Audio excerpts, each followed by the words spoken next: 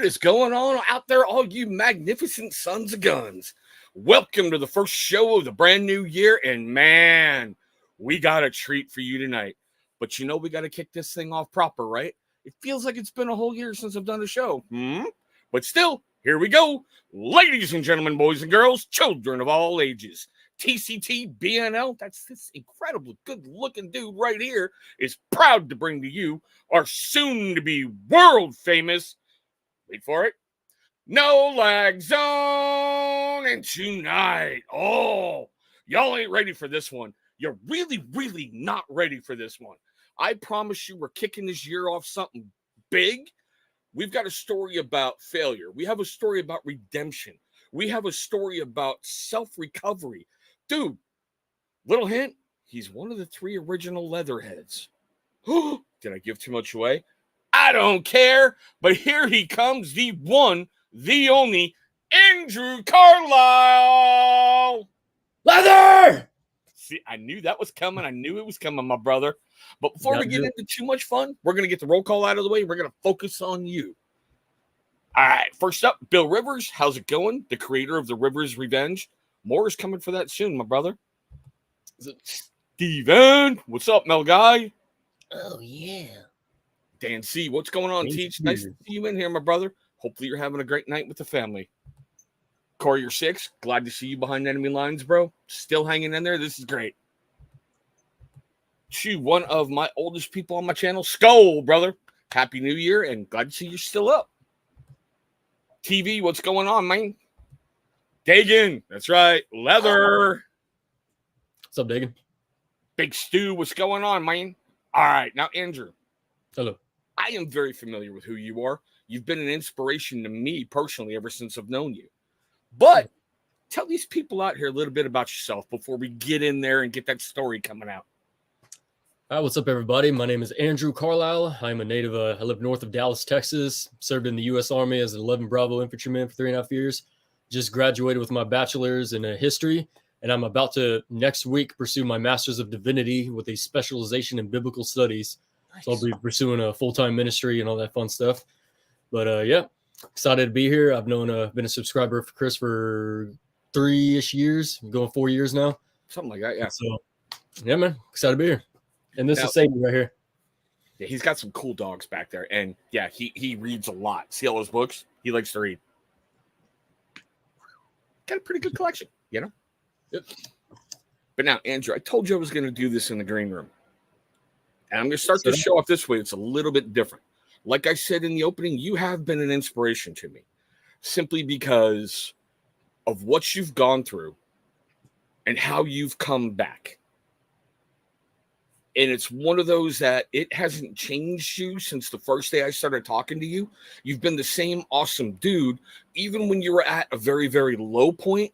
And I said that very pivotal line to you about don't give me that BS. If you're hurting, let me know. You also did one thing that really hit home to me, and I want to thank you publicly for it. When you got a hold of me on Instagram one day, and I really wasn't thinking about your past, and I was drunk, and you called me out on it in one of your videos, it made me realize about my actions and everything else and how to take things a lot differently with people and the things they're going through. So I want to publicly thank you for that. Thank you for that lesson. It was sorely needed. Yeah, I know which video you're talking about. That was a fun day. Yeah. But now, bro, let's get to the big rip-roaring one. What made you go 11 Boo? So looking I come from a military family. My dad was in the Army. His dad was in the Air Force. My other grandfather was in the Army. And so it's something I always wanted to do. And when I turned 20, I was about to turn 21. I was reading a bunch of books, and it was just like, I don't want to say that I didn't do it. I was working in a grocery store. I talked to like some Vietnam veterans and some other veterans, and they're just like, do it while you have the chance. And so I ended up going through with it, and which MOS decided to go through. My thought process was, man, if I'm going to be a soldier, then I'm going all the way. And so originally, like all infantrymen, like I wanted to go Ranger, I wanted to go SF, but I wasn't smart enough to get all the scores and all that stuff. And so start off, 11 Bravo, and because it was just like, man, I read about all these books, see like all these like heroes about people, sacrificing their lives, and it was just like, not to like, try to say like, I want to win the Medal of Honor or anything like that. but it's just like, man, I want to serve. I want to go out and do it. And I remember I was talking to one customer at the grocery store I was working at, and like he was just like, "Hey, I'm so proud of you for joining." And I asked him if he served, and he started crying, and he said, "No, I didn't serve." And I was just like, I didn't want that to be me. It was just like, nothing but respect for that man. It was just like, man, it's like, if I'm able to serve, I want to go and do it. Thank you. I mean, that was an inspiration.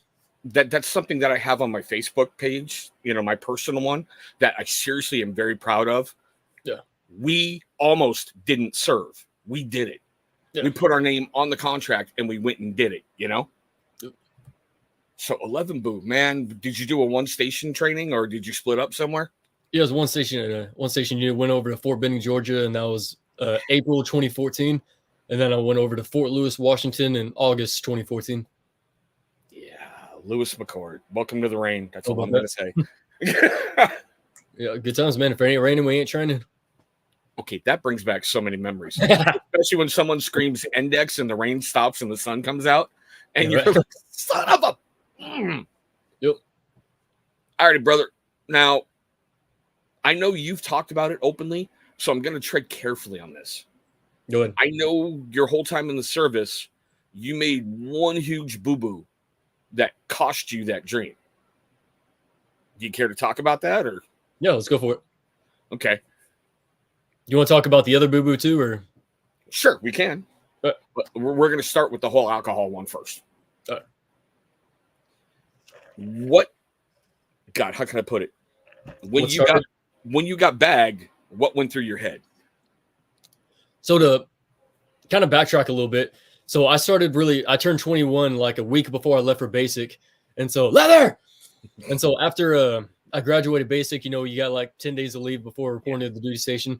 I started trying a bunch of different beers, and when I get to Lewis, originally I was what I call a patriotic weekend drinker. I'd have some like beers and have some like shots of whiskey in honor of the fallen, and those are some like great memories I had. But as you know from experience, it doesn't take long for military life to kick in, especially when you're stationed in a place where it rains 9 to 10 months out of the year, it begins to eat at you. And like you said, serving in a combat profession, you need something to medicate. You need something to, to help you, get through the day and all that. And so alcohol became a way of escape for me. Alcohol became a way to self-medicate. And like we'll talk about later, 2015, I started struggling with suicidal thoughts. And so alcohol became a way to numb the pain, numb all those suicidal thoughts. But as we know, alcohol is a depressant, and so it only makes it worse. Go figure. Who knew, right? And that's one of the strange parts, not to cut you off, for people who don't know, when you're training and you're going hard all day long, when you get cut free from your duty, the first thing you usually do is grab a beer. And it's like, okay, I've got the next 48 hours off. Cool. Class 6, here I come. Yeah. So we were the fittest group of alcoholics ever. And that's the only way I could put the U.S. Army. Fittest groups of alcoholics. Yep. All right, man, keep rolling with that. Keep rolling. And so, it became a way to like self-medicate. 2016, it was starting getting better. And then 2017, it was a bit of a roller coaster. We went overseas for a few training missions. We went over to Thailand, South Korea, and the Philippines. And then when I got back, I was going through a basic leaders course to be promoted to the rank of sergeant. I was halfway through the course. Everything was going good. And it was a Wednesday going into August 3rd, 2017. I met some guys there from the Air Force that were, or as you like to call them, the Chair Force. Mm-hmm. And so like originally whenever I'd go out to eat, I'd have like a couple of drinks and call it. And I was in DuPont, Washington over at Forelli's Pizzeria. And then there's McNamara's Irish Pub right across from it, if you're familiar with that area. But those were the two places I'd always drink. And so we'd buy each other drinks, have a good time. And by the time the restaurant closed at midnight, I had about a dozen drinks in my system. And I decided I was good enough to drive. This wasn't my first time drinking and driving. And it also was not the last time, like we can talk about later. And so I get on my truck, and I was actually going to drop off one of the guys at his hotel. Get in my truck. I put on Merle Haggard's song, Think I'll Just Stay Here and Drink. Started driving, ran past the stop sign right when a cop shows up. The cop pulls me over. I get arrested for a DUI. I get kicked out of leadership school. I lost my promotion to sergeant. And because I broke the law while attending the leadership school, I got kicked out of the Army for it. So in the span of a few hours and $100 spent on alcohol, my career in the United States Army came to an end. Like that.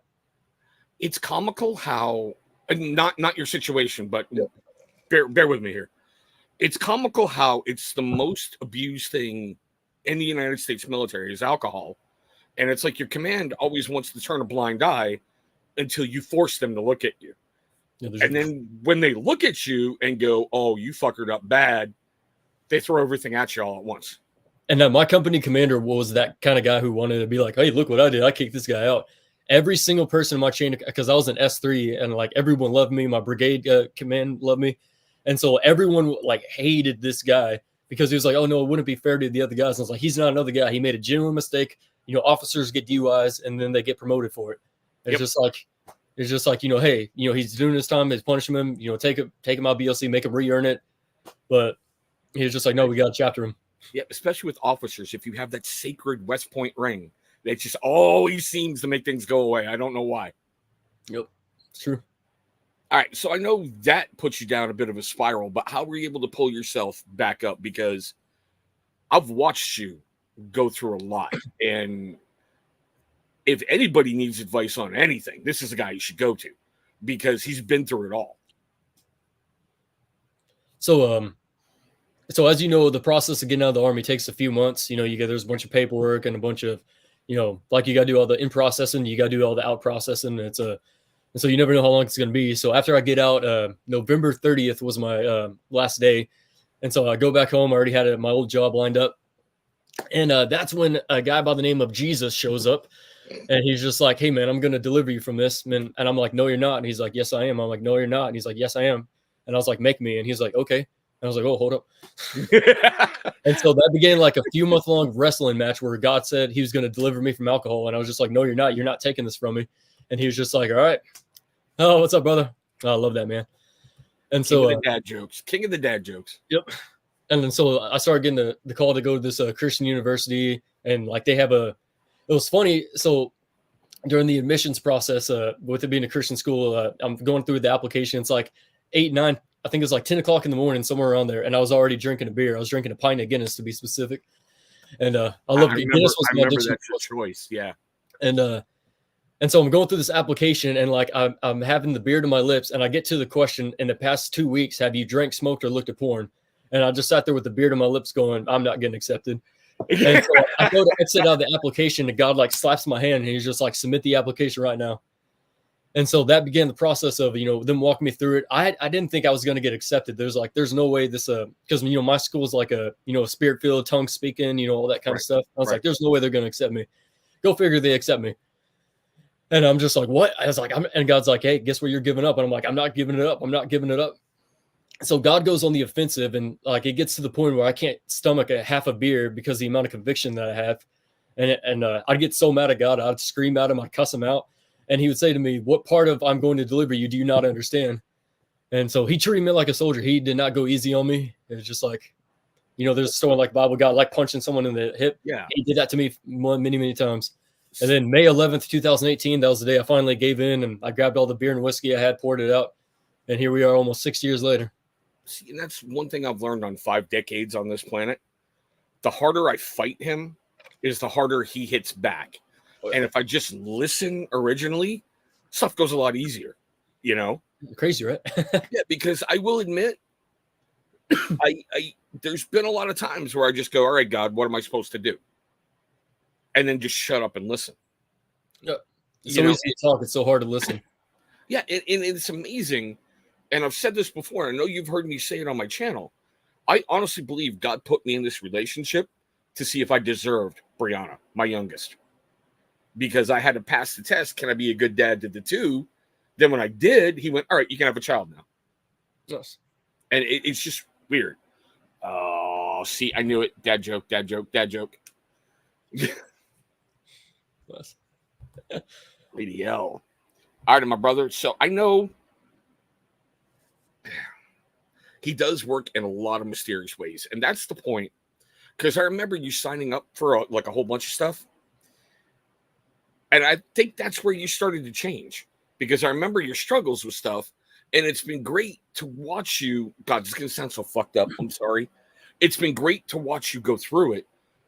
Because you've seen the radical change that can happen when you apply yourself. And that's another reason I really wanted you on. Because like I said, your story, it's so inspirational.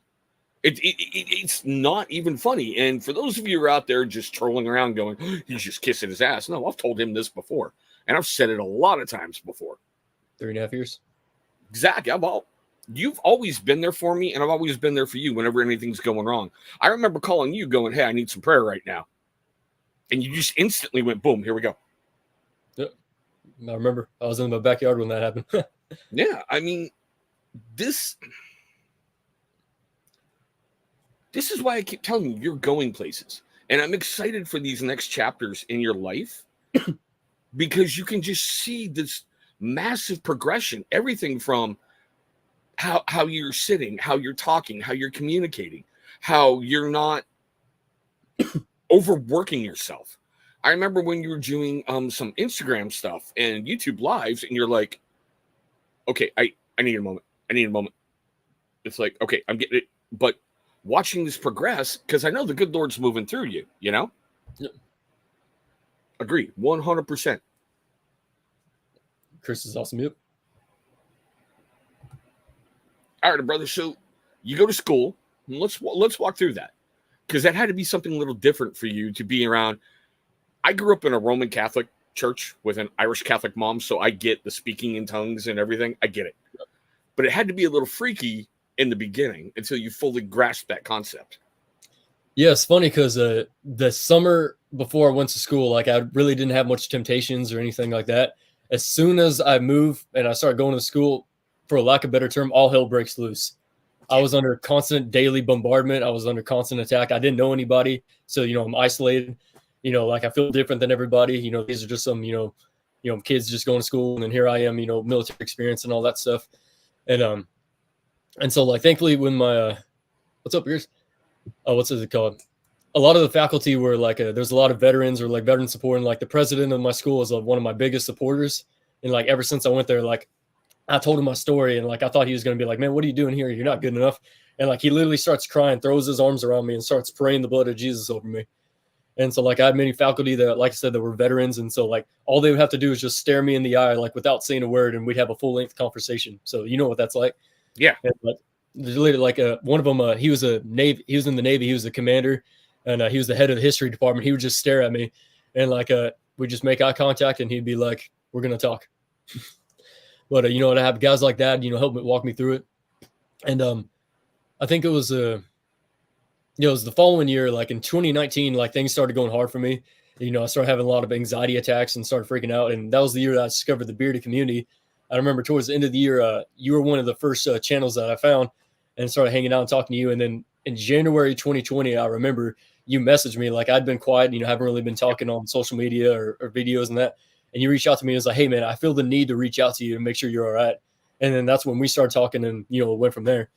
And then in 2020, we all know like so many stuff happens and I started going through, a bunch of issues and came very close to relapsing multiple times. And, thankfully, especially in the bearded community, I've had so many people help me to stay sober and not do anything stupid. So definitely, here I am today, because, conversations like that. Well, and it's also, I want to bring you back for just a moment. I think that school was perfect for you because remember the original disciples, they weren't all good God-fearing people right off the bat. They came from all walks of life. Fishermen, tax collectors. Yeah. So it's weird when the good Lord puts calling on you, you're going to answer one way or another. Yeah. And do it before he hits you. Pretty much. Because if you go the easy way, your life's going to be a lot better as opposed to going, all right, I'm going to go all the way over here for a while, but now I have to come all the way back around. Yeah. One thing I like to tell people is that my DUI was like the Jonah in the well moment. I'd been running from God and he was just like, all right, I got to get your attention somehow. And so like, I told you all before, I'm pursuing full-time ministry. Well, that's something I've been running from my entire life. And so like, that was obviously, God didn't cause me to get a DUI. That was my own stupidity, but he got me back to where I needed to be. Yeah. So here we are. And I love how you put like you're under constant bombardment every day, because the one thing I've learned heavily, and it's like every time you're doing what you're supposed to, you always come under attack because somebody wants to test you and someone wants to break you and someone wants to hit through things. And there's been moments with you when I've talked to you where you've been an eye opener to me. Like I clued in earlier about you, calling me on the carpet. And I'm like, oh shit, I didn't even think at that point, But it's I wasn't mad. I even told you in a message. I'm like, I'm so grateful for you for doing that. Yeah. You're like, it hurt, but thank you. Yeah, well, it's supposed to hurt when you screw up, you know? That's And that's how you learn things. All right, what was this? The people have brought me. Nice. All right, man. So as you're moving on from that school and doing stuff, let's go into there. What bring us up? So I ended up I served and worked at a church for a little bit for a few months and then ended up moving back home. I'd pretty much given up on school at that point. You know, I failed a bunch of classes because I wasn't doing what I was supposed to be doing. And then came back and I was just like, man, I'm going to give this everything I got. And so it did thankfully completely turn it around. I think, you know, in all those classes, I only got like 2 Bs and I was so angry about them, you know, got A's in the rest of them. And so completely turned it around, graduated. And originally I was going to pursue being a historian, you know, working with museums and battlefields, historic sites, all that. Yeah. And earlier in 2023, God started reminding me that I'm called to be a pastor and like being in full-time ministry and all that. And so I started having all those, you know, what's the word I'm looking for? You know, convictions, I guess. And then, and then I remember I was in 2 classes. One was called hermeneutics, which is like the study of the Bible. Okay. And then there was another one. It was called the classical world. So about like Rome and Greece and all that. Right. And like I started seeing things that, you know, started drawing me, you know, my passion for history, you know, biblical history, biblical context and all that, you know, things that happened back in the ancient times and, you know, still happening today and all that. And so God used all that to get me back to the call to being in the ministry. And so I ended up surrendering to it, you know, changed my master's, you know, starting that next week. And so last semester I led a Bible study in my church and then doing like more involved and stuff like that. I've been presented with some opportunities to do some ministry. And so, and I think my pastor is going to have me preach in my church sometime this year. Yeah. I remember you telling me that. So, and then there's I got approached to lead a veterans Bible study in the town that I work in. And so, yeah, a lot of opportunities are coming up. See, and that's the other thing. Okay. Oh, Lord. Vets will destroy vets quicker than anybody else because we know the struggles. Yeah. Now, of course, you're always going to get those idiots, just like, you know, in the beard community.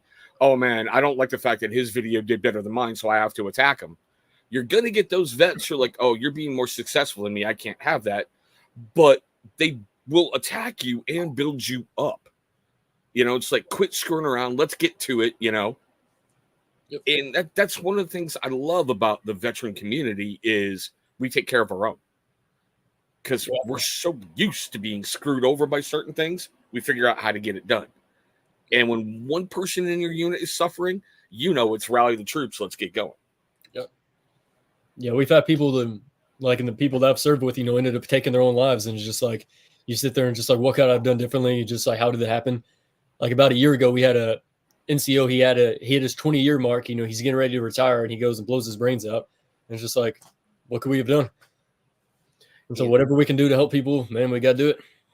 See, and that's one of the things I like about having this live stream and having people like you come on, because I preach it all the time. Just call people at random and talk to them, see how they are, and have the courage to listen. Because you never know when you're on that phone, unless you're doing a video call, what that person's going through at that point. You know, do they have a pistol to their head? Are they thinking about slicing an arm open? And you just turn them around by going, hey, dude, what the fuck's up? You never know how God can be putting something in your head, being like, hey, you need to reach out to this person right now. Yeah, and it was seriously weird. Like when I called you and got a hold of you, I'm like, why am I thinking about him so much? What the hell? What's going on? You never know. And then it's all right, I got to call you. But let's talk about your other oopsie, because it leads into some other stuff. I'm going to take a drink, bro, and then whenever you're ready, go ahead and start talking about that one.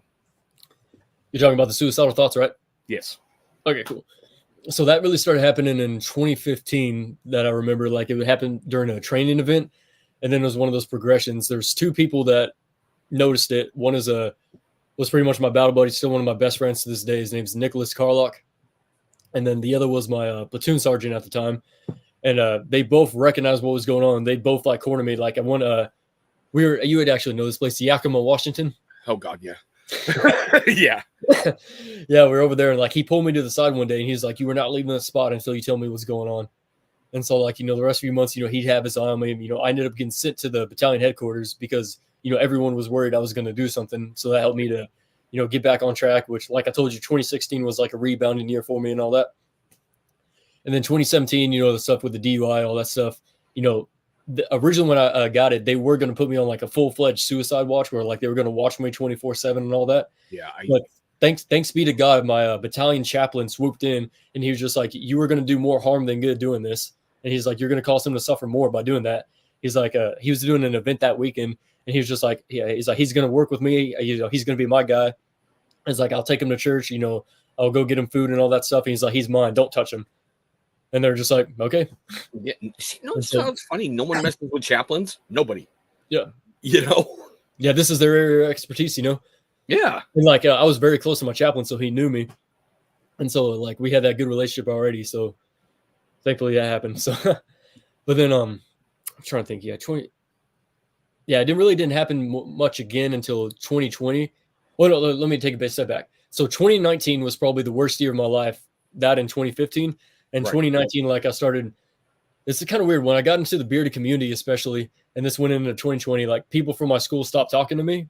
Like I had like 4 dozen people from my school delete me from Instagram because I was talking about beard products. And so like I started having all this depression and anxiety, like losing friends and all this kind of stuff. And so 2020, I started having a bunch of like suicidal thoughts, and it was through the bearded community actually got the help that I needed that year. Excuse me. But yeah, so many guys like yourself, Dancy, Emo, James, Bearded Metal Chef, Tevin, Devin, probably forgetting some other guys, but like so many other guys were like, reach out to me. Michael from Last Looks Grooming. They reach out to me on a daily basis, and be like, hey man, what's going on? They tell me, give me an update. What are you doing? All this kind of stuff. So, it kept me around. Like we talked about earlier, you never know how a conversation can save somebody's life. And then going into 2021, it got better. I mean, 2021 I had a bunch of anxiety attacks, but not really much plans to do anything. But thankfully haven't had any serious legitimate thought in probably a couple of years or so, give or take. That's good. I mean, that is good. At least, how can I put this? You're cognizant of it. You're in a much better place now to deal with it and process it, as opposed to giving in to the evil whispers. And that's about the only way I can put it. Yep. I call them like the spiders a lot more too, because once they start to creep in, it gets bad. Quickly. Yeah, and it's just so cool to see everything you're doing, because I know what you've been through, and it's great that to see it coming out on the other side. It's like you've been tested, you've been hitting that forge, you've been, God has totally rebuilt you. Refined fire. Phenomenal. Yep. You think when they go and make like swords and all that, they got to go through the fire, right? They got to be pounded. There's the old saying in the scriptures, iron sharpens iron, and it's like that for a reason. You got to go through the process. There's actually a verse that came to my mind. It's in Hebrews. It says, no discipline seems enjoyable at the time, but painful. Later on, however, it produces a harvest of righteousness to those who've been trained by it. It's like, it has a purpose. I got Carlos for me. Sorry, Andrew. You're good. Oh, man. So, okay. I know we've been laying some heavy stuff on you. How you feeling? You doing okay? Yeah, I'm good. All right. Just got to make sure, because I told you we're going to get into some fun things. And in the last half hour, we're trying to kind of try to lighten it up a little bit. Which is weird because we're going to talk about mental health, which is what we've been doing already, but we're going to do it kind of, funner, different way. I know we're coming out of the worst time of the year for a whole bunch of people. What are some of the things you do when you feel yourself kind of slipping a little bit to kind of pick yourself up? So aside from, the basics, like prayer, scripture, all that stuff, reaching out to people is the biggest one for me. I struggle with isolation. I always told people at my school that I'm a king of isolating myself and, distancing, just doing my own thing. And that's when you're more likely to be attacked. If you see someone get away from the pack and they're by themselves, they're going to be like, oh, that's easy pickings. Like, go get them. And that's exactly what happens, right? And so for me, I have to talk to people like my pastor. He was my youth pastor back in high school. He's been my mentor ever since. And like, he's always been that guy. He will not hesitate to pull punches with me. He'll tell me what I need to hear, when I need to hear it. And so like, he's one of the main guys that I'll go to, and then just have conversations with other people, be involved, find something I like to do it, because it's very easy just to like sit there and just scroll through social media and then just be dragged down. Yeah. Oh God. So gotta, like, when you're going down, you need to find a way to get yourself up, whatever that may be. See, oh, look at that. And I thought INS had you. Hi, how you doing, brother? What a beat. See, for me, recently I've had to totally flip things around, like get more involved with my kids.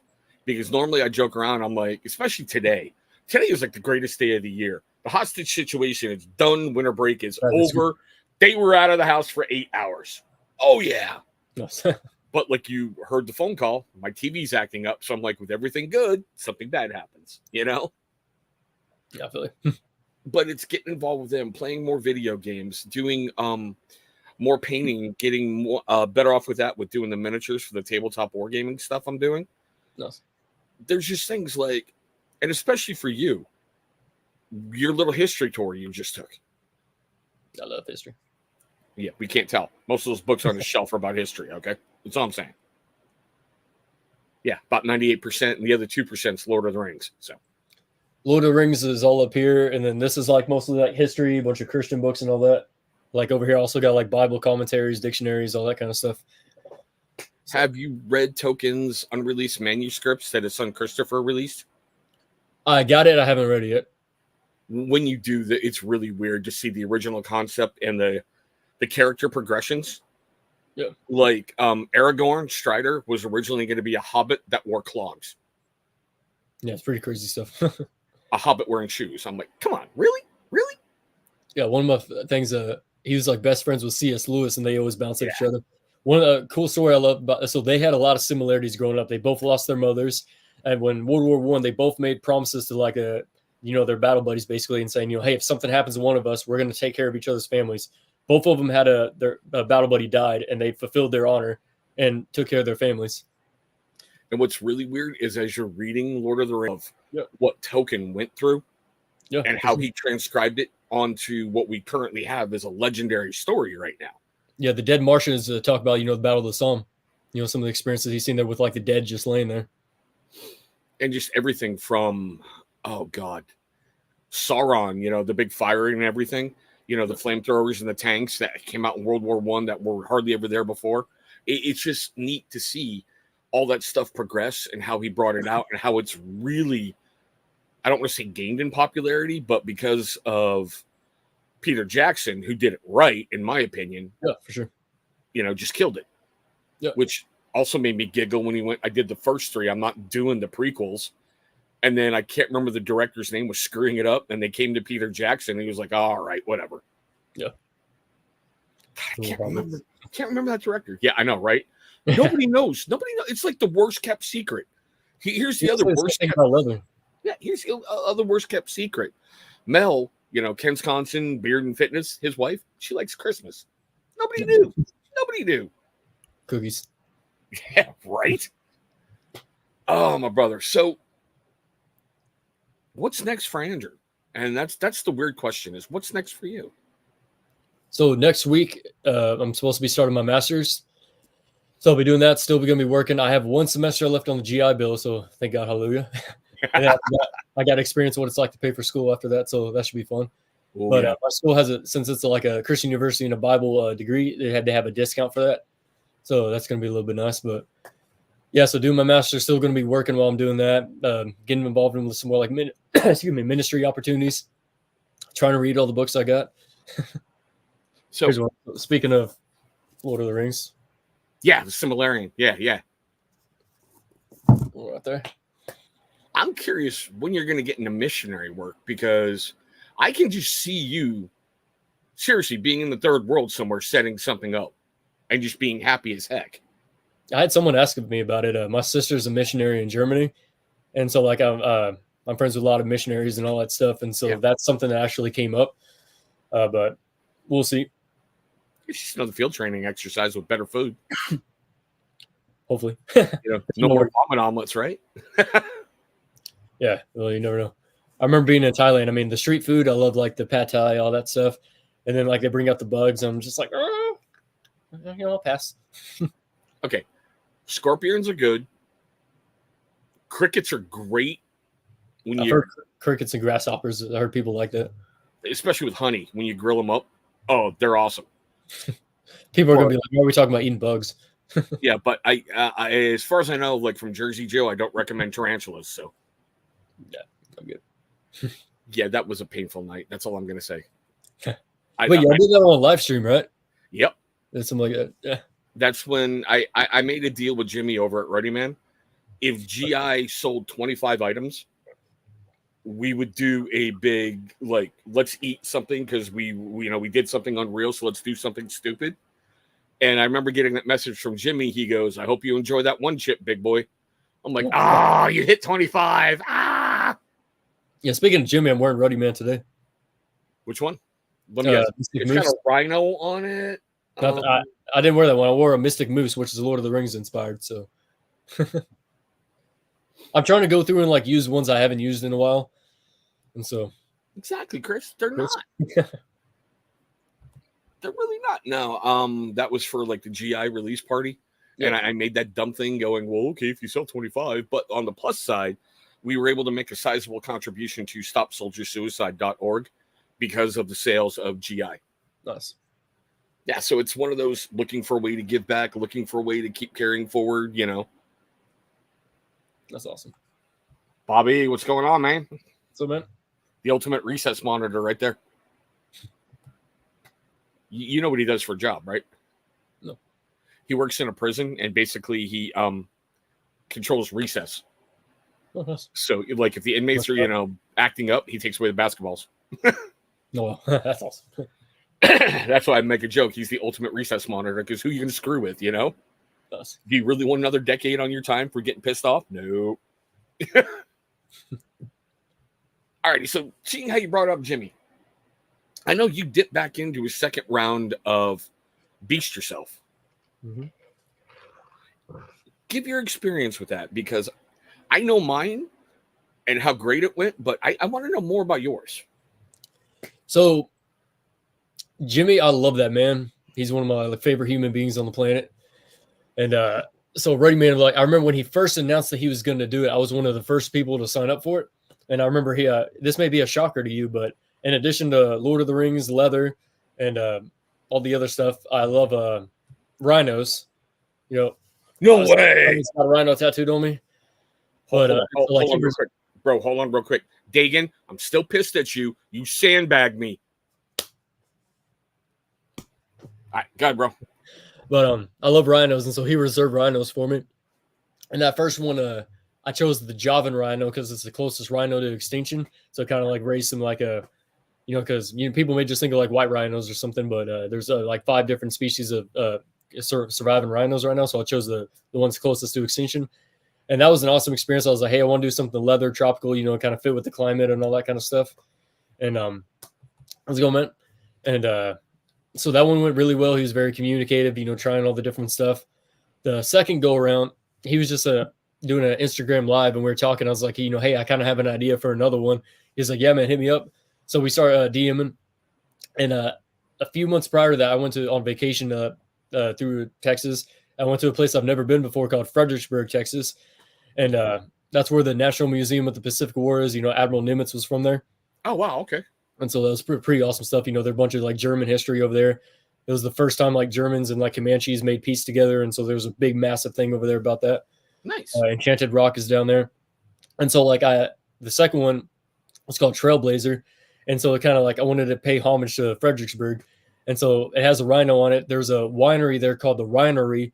And it's a winery that has a rhino on the grounds. His name is Blake. Oh, God. And so, it was an awesome experience. And so, right. And also Fredericksburg is famous for peaches. And so, like, peaches in it, peach leather, some like grassy to try to represent the, how do you say it, the nature and, all that kind of stuff. And there's wine in it too to pay homage to all the wineries. And so it turned out very well. And he said, like, it may end up being a mainline scent because of like how much he loves it. So we'll see. Did you get hit with a taser to back you off the rhino?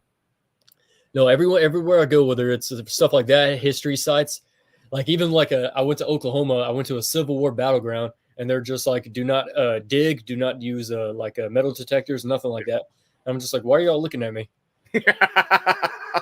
It's like every time I go to the Alamo, there's like Texas Rangers follow me around. They're like, we know who you are. So every time. Yeah, I loved making GI with Jimmy. It's a fun process. Oh, yeah. And I mean, I love the fact I did it as he was getting ready to close everything down. And I get this message out of the blue going, I knew if anybody was going to be the last one, it would be you. I'm Sounds like, like something to say. sorry, Jimmy. Good old Jimmy. Yeah, he's doing awesome things. Oh yeah. I have told Chris this before that is a myth. Come on, Perez. He's just got to bring it up. I see how the king of the dad jokes is. I just He's see. doing it on purpose. It's okay.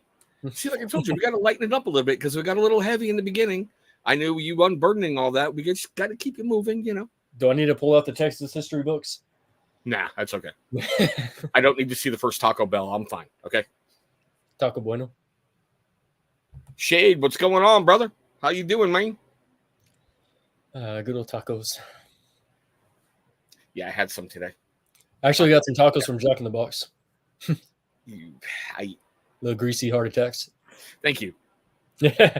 I was meaning to do something quick, and I was just like, I need to eat something, and I ate like the burger on the way here, then I ate some fries, and I got some of those left. I like the fact that, you know, when I was eating them, they're like $2 for $1. Yeah, Perfect way to end your night. Okay. But man, I'm old. I'll be sleeping in the bathroom after like 5 or 6 of those things, you know? No, thank you. Good times. Good times. All right. Now, as we're getting ready to close this out, I want you to think about this one before you answer it. What advice would you give to a vet who you know is struggling that you want to try to help, just help them? You know, what advice would you give them?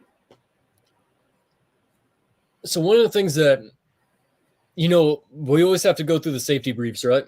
Oh, God. You know, we always have to go through all the safety briefs. You know, we hear it all the times, you know, hear it all the time. You know, it gets to the point, you know, where it falls on deaf ears. You know, when I was like going through all my stuff, people were telling me like, you know, suicide's the most selfish thing you can do and all that stuff. While there may be truth to it, you know, it doesn't help deliver somebody from all that stuff. True. And so for me, like I told you earlier, one of the things I had to do is like I had to break out of isolation and being a loner, and I had to reach out to other people.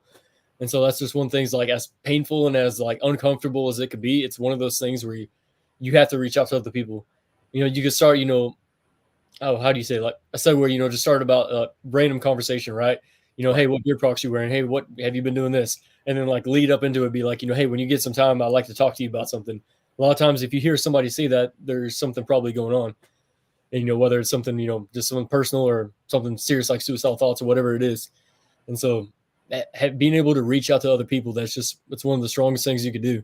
You know, it's not easy, you know, when you're falling off a cliff, you know, try to pick yourself up and climb yourself up to safety. You know, it takes a lot of skill, and you don't never know what's going to happen, but you got to do it one step at a time. Very true. I mean, I'm privileged. You were on that live feed when I had basically my old command on a live stream. I get to talk to 2 of those guys a lot. Nice. And it's really cool to be able to reach out and go, all right, give me a no shitter. Yep. And it's fun that after all these years, it still happens. And then it's like, you know, it just feels like we're back in the same unit again. And, you know, you get going down a better path and you end up feeling better. And yes, I agree. As much as I do want alone time at certain points, like today, after having my kids home for 2 straight weeks, crawling up my butt 80 ways from Sunday, it's like, wow, it's too quiet. What the heck? Yeah. You know? Yeah, I mean, there's a healthy balance between, you know, having like alone time and then isolating. Yeah. Sorry, Shade. I'm sorry, my brother. Absolutely. But, you know, like even Jesus, you know, he'd get away from the crowds and, you know, he'd be alone with God because he needed that time. And so it's one thing, you know, to like have that time, you know, to, you know, build yourself up and all that. But then there's that other time where it's just like, you got to surround yourself with other people. You know, so many different verses I could think of that to go along with this, you know. But Well, you got to get out of it. If you think about it, humans are like a pack mentality. As much as not meant to be alone, that's one I was thinking of. Yeah, as much as you want that alone time at certain points, you need that group around you to sit and support you and help lift you up and give you that energy.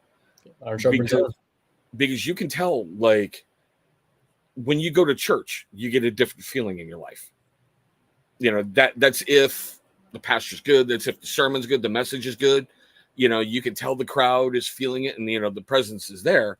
But sometimes you can feel it just with like 2 or more people as well. It's that you need that bonding time and you need that stuff, you know? Yeah. Hey, weren't you here already, Steven? I see how you are. I see how you are, Chris Farley. I see how you are. He must have saw me and ran away. He thought it was ugly. Oh man. All right. So this is the point where we're usually going to do the little wrap up. I thought we were going to keep going. All right. Where do you want to go? We could go to the movies. We could go get some food. Well, I got a new TV showing up. You want to come over and help set it up? Yeah, I could do that. Do you ever go to Trapper Sushi? No, I'm not a big sushi fan. Yeah, I remember that was one place that we would some friends always brought us over. Little Yeah, I'm Trappers.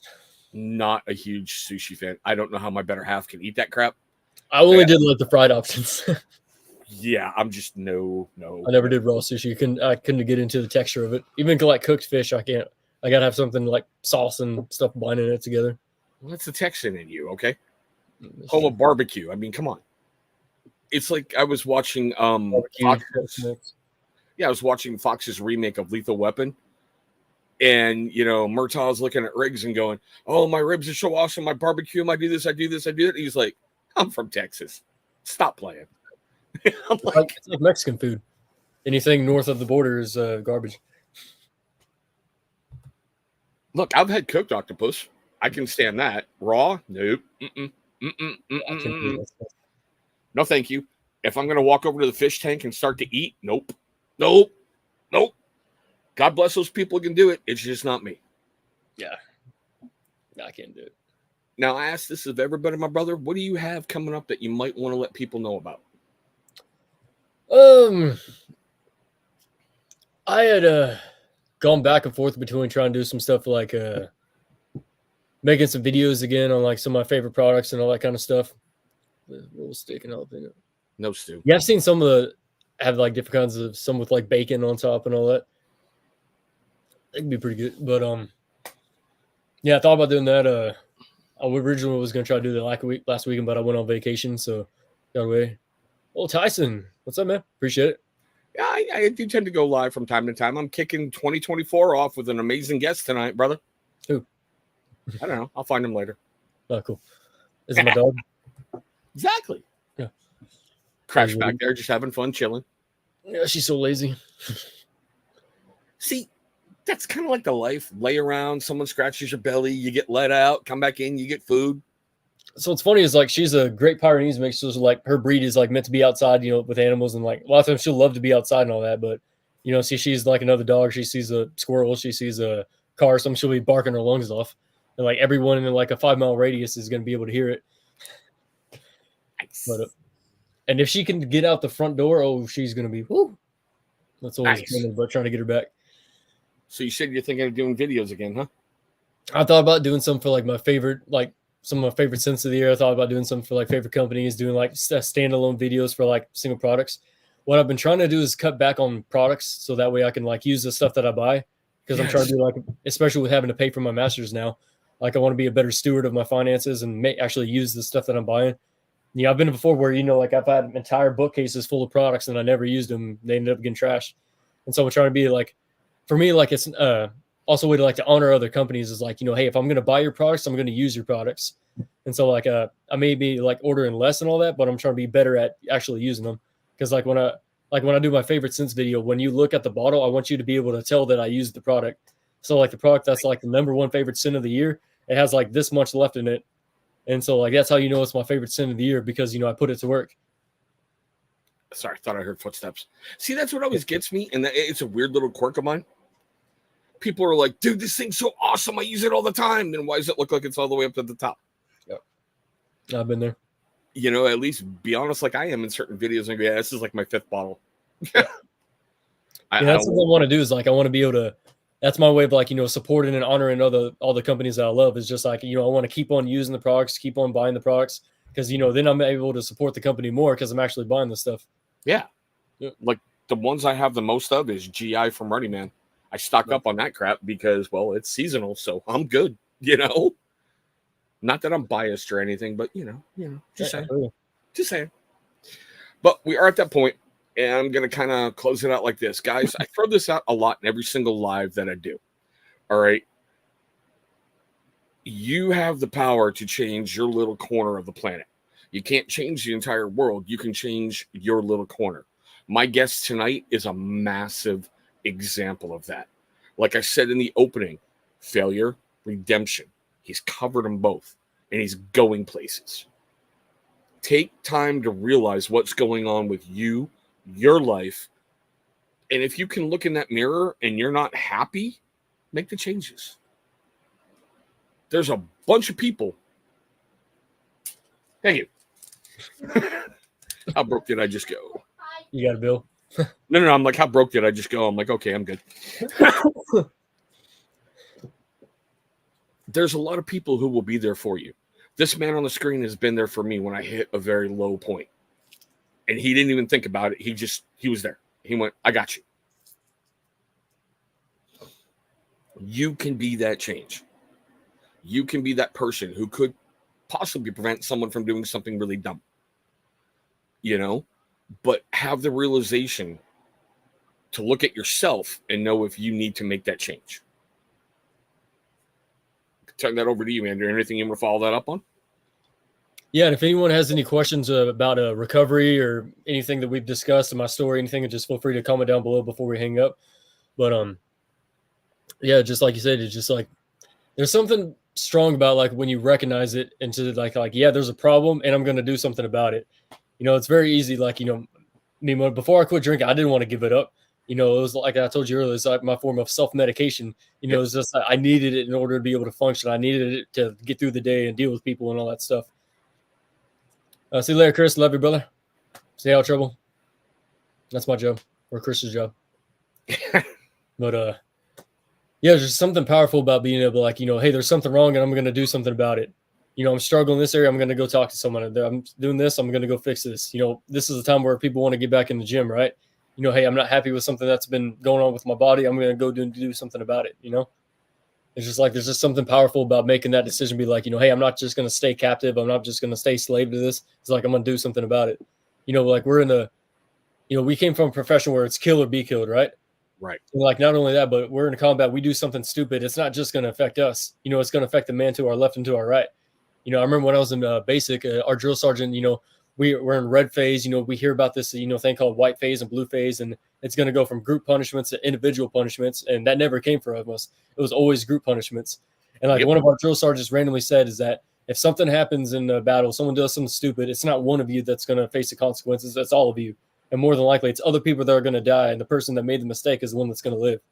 And just like so, this is why we're doing it now, because we're trying to program you to get that out of your head. Or if one of you mess up, you all mess up. If one of you does something good, you all do something good. This is a team aspect for a reason. Yep. So like, we got to break that individualism, that isolation, and just surround ourselves with others. Well said, my brother. Well said. I do have videos coming out tomorrow on both channels. Like I said, I'm trying to get back to a full-time schedule again. I took some much needed time off to just relax in December and go, where do I want to progress with this?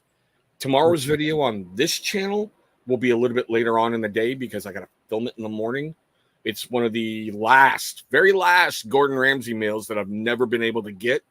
I got it. It's coming tomorrow. And over on Across the Tabletop, for any of you guys watching over there, I believe it's a miniature follow-up video, which I really love to do so you can see the fully painted stuff that I showed you primed. But still, with those wonderful things being said, Andrew, once again, my brother, thank you so much for being an inspiration to a whole bunch of people, and especially in my life. Thank you for being one of those people who can call me up short. I'm going to listen. It's not that I'm going to hear you talk and I'm going to be like, man, fuck him. He doesn't know shit. You're powerful when you talk and you're direct, straightforward. This is what I got to say. I hope you hear it. I really can't wait to see what comes next for you. Because like I've told you repeatedly in messages, I see great things in your future. And it's going to be amazing to sit and go, yeah, that's the same guy that could barely form a sentence 5 years ago. Not picking on you, but you know what I'm talking about. Stop making fun of me. Hey, man. Hey. All right, guys. We usually wrap it up just like this. So here we go. I want to thank everybody for watching this. Seriously, thank you for giving me part of your time. I know it's your most precious commodity. And thank you for sharing it with us tonight. I hope you're having a great day, a safe day, and I look forward to seeing all of you in the very next video. Don't go away. You know how we do this. Peace out, everybody.